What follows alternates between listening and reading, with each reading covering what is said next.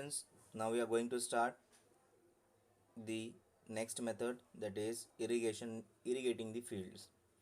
By the term irrigation, we can easily identify that irrigation is the process by which adequate amount of water is supplied to the crops. It means crops में हम जब पानी supply करते हैं, वो जो process होता है, अलग अलग मेथड्स होते हैं, तो वो मेथड्स को हम क्या कहते हैं, irrigating. Okay, now irrigation can be done naturally by rains और by using tubewells, wells, rivers and canals. तो अलग अलग सोर्सेज होते हैं, जैसे कि रेन से भी हो सकता है, ट्यूबवेल से भी हो सकता है, रिवर से भी हो सकता है, कैनल से भी हो सकता है. जैसे कि देखा होगा, कैनल से पानी फील्ड की तरफ लेके जाया जाता है थ्रू पाइप.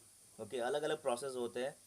तो the water from the wells and canals are the sources is pump to the irrigating the fields. तो अलग अलग प्रोसेस रहते हैं जिससे फील्ड में पानी पहुंचाया जाता है. अब पानी का इम्पोर्टेंस क्या है क्रॉप्स में, पहले वो जान लो.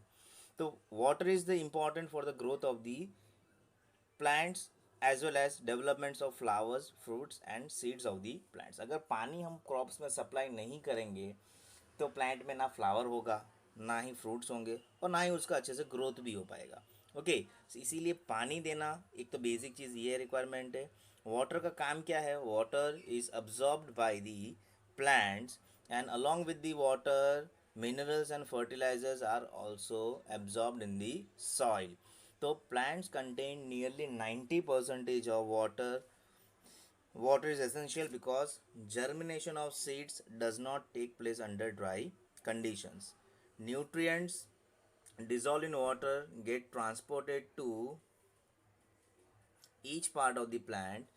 Water also protects the crop from both Frost and hot air currents. तो पानी जो है वो कहाँ से ट्रैवल होता है, तो रूट से पूरे प्लांट्स की तरफ जाता है और उसके बाद हर एक रीजन में ट्रांसफ़र करता है, जिसकी वजह से क्या होता है, along with the water nutrients भी एब्जॉर्ब हो जाते हैं और इसकी वजह से क्या होता है, प्लांट का ग्रोथ होता है अच्छा खासा.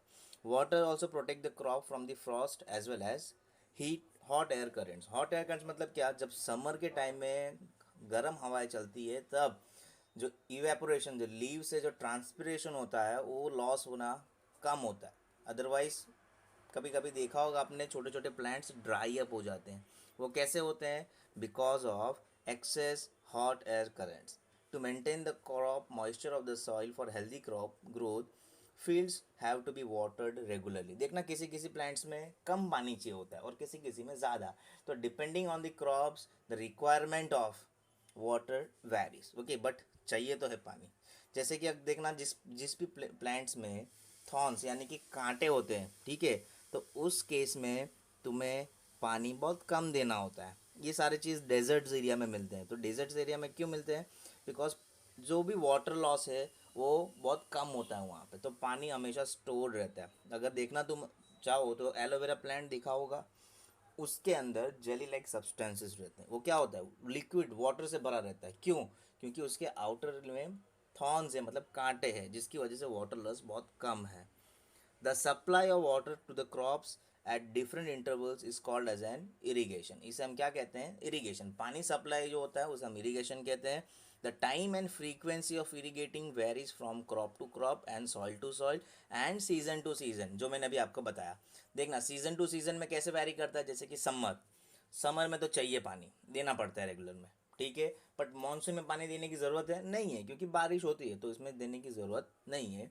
इन summer the frequency of watering is higher, जो मैंने अभी आपको बताया. क्यों, क्योंकि प्लांट में से वाटर लॉस जो होता है वो बहुत ज़्यादा होता है समर्स में, यानी कि उनके लीव्स में से पानी इवेपोरेट होने लगता है जल्दी, ठीक है, because of excess humidity outside the crop, यानी कि एटमॉस्फेयर में. सोर्सेस ऑफ इरिगेशन, तो मैंने आपको ऑलरेडी पहले स्टार्टिंग में बता दिया कि कहाँ कहाँ से हम इरिगेशन कर सकते हैं. So first of all wells हैं, ट्यूबवेल्स हैं, पॉन्ड्स, लेक्स, रिवर्स, डैम्स भी होते हैं. डैम्स पूरे रीजन को पानी सप्लाई करने के लिए हेल्पफुल रहता है. और कैनल्स, कैनल्स क्या होता है, हर एक गांव में से, अब गांव में गए होगे तो आपने देखा होगा कि कैनल्स में छोटे छोटे रीजन में पानी ट्रांसफ़र किया जाता है, ठीक है. तो अभी हम क्या देखेंगे, तो different types of irrigating systems. तो वाटर इज, अभी देखो, traditional methods of irrigation. The water available in wells, lakes and canals is lifted up by different methods in different regions for taking it to the fields. पहले के time में आपको ज़्यादातर कुएं दिखते थे, ओके, वेल्स। तो वेल्स में से या फिर लेक्स कैनल्स में से पानी अगर देखा जाए तो कैसे सप्लाई करते हैं, तो उसके अलग अलग रीजनल मेथड्स हैं, मतलब प्लेस टू प्लेस वो मेथड्स वैरी करते हैं। तो किसी किसी में रीजन में मोट मेथड, जो अभी हमने यहाँ पे फिगर देखा हुआ है, वो मोट मेथड है। मोट मेथड में क्या होता है कि एक वो रोप रहता है, रोप में से हम जैसे कि कुएं में से पानी निकालते हैं ना, पुली सिस्टम होता है, पुली, पुली के अंदर वायर रोप लगा रहेगा और बकेट जैसा अंदर ड्रॉप किया जाता है, पानी निकाला जाता है और फिर बाद में उसे निकाल कर हमें पानी फ्लो करवाते हैं। फिर बाद में चेन सिस्टम, चेन पंप, फिर बाद में डेकली, फिर नेक्स्ट आता है rahat. Okay, so this all are the different traditional methods. तो अब क्या है, अभी जो लेटेस्ट टेक्नोलॉजी क्या है, पंप्स अवेलेबल है, ठीक है, कोई पेट्रोल पंप्स है, डीजल पंप्स है, बायोगैस पंप्स है, सोलर एनर्जी पंप्स भी होते हैं, बराबर। तो पहले मैं आपको एक एक करके ये मेथड बता देता हूँ। मोड तो मैंने आपको अभी एक्सप्लेन कर दिया ना, I explain you chain system. Chain system में क्या है, यहाँ पे अगर आप थोड़ा ध्यान से देखो तो यहाँ पे एक व्हील जैसा है, और ये व्हील के ऊपर क्या है, एक चेन जैसा लगा रहता है। तो चेन को अगर हम स्ट्रेच करते जाएं तो क्या होगा, तो ये जहाँ पे वेल है, वेल में से जो पानी निकला होगा वो पानी आके ये पर्टिकुलर चैनल में आके गिरेगा। तो जहाँ पे वो गिरता है, again by using that water will drop over there and it will further be dropped in the field, और वहाँ से फील्ड की तरफ हो जाता है। Next is dhekli. Dhekli we use a wooden log over here. देखो आप यहाँ पे दिखाई दे रहा होगा, एक वुडन लॉग है और वहाँ पे एक बकेट लटकाया गया है। तो क्या करते हैं, तो वुडन लॉग को हम नीचे की तरफ ऊपर उठाते हैं, तो वो क्या करेगा, आगे से बकेट नीचे जाएगा। आपने सीसॉ में बैठे होंगे, एक साइड से ऊपर करो तो दूसरी साइड से नीचे होता है। Same condition is being applied over here. जैसे ही पानी आता है, पानी निकाल के हम फील्ड में डाल देते हैं। तो same process, and that is said to be by seesaw what we have seen, and it is said to be as an dhekli. Okay, now the next method is राहत। राहत जनरली आपने देखा होगा कहीं ना कहीं, बहुत ही पुराना मेथड है ये, अब ये बहुत रेयर यूज़ होता है। इसमें क्या होता है कि मान लो कहीं से छोटा सा कैनल लाइक सिस्टम जा रहा है, तो यहाँ पे ये बकेट जैसा लगाया रहता है। अब देखोगे यहाँ पे व्हील के ऊपर वाइट कलर का ये जो है बकेट्स है छोटे छोटे। तो ये बकेट्स, ये जो व्हील है यहाँ पे बुलक कार्ट के साथ, यहाँ बुलक के साथ ये नीचे कनेक्टेड रहता है। बुलक जैसे जैसे घूमेगा वो अंदर का पाइप भी घूमता रहेगा, जिसकी वजह से ये व्हील भी रोटेट करता है।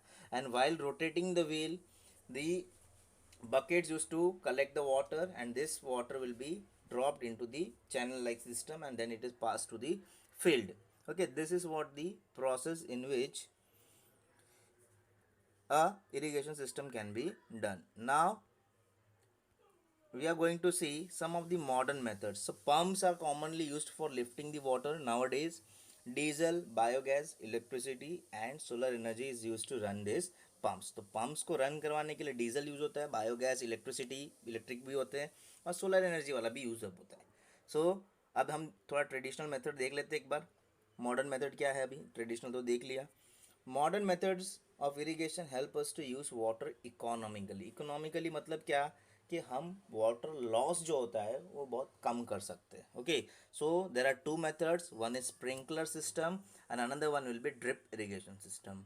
अब नाम स्प्रिंकलर से ही आप आइडेंटिफाई कर सकते हो कि हम स्प्रिंकल करने वाले पानी। ओके, तो कैसे होता है, तो यहाँ पे एक इमेज दिया हुआ है।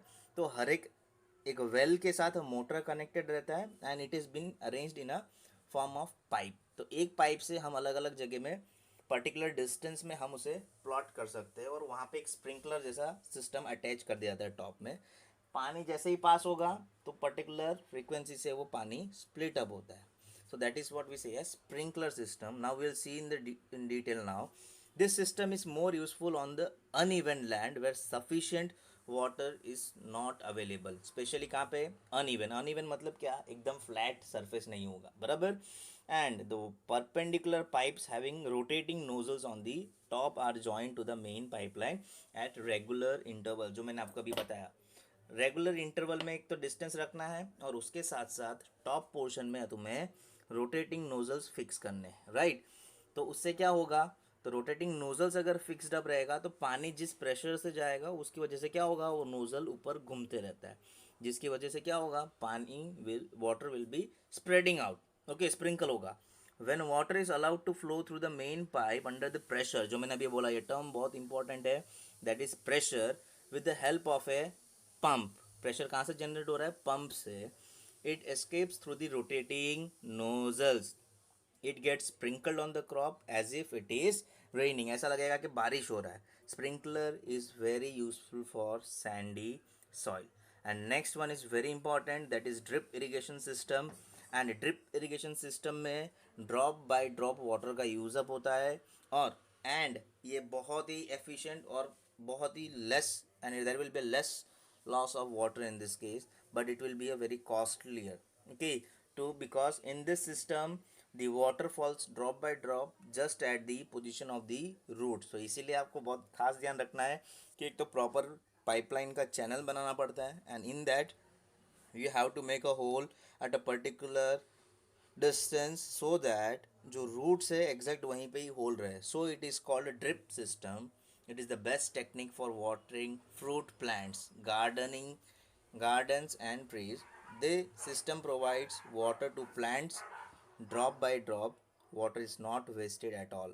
It's a boon in regions where availability of water is poor. तो जहाँ पे पानी की कमी है, in that it will be very useful. So this is all about irrigation.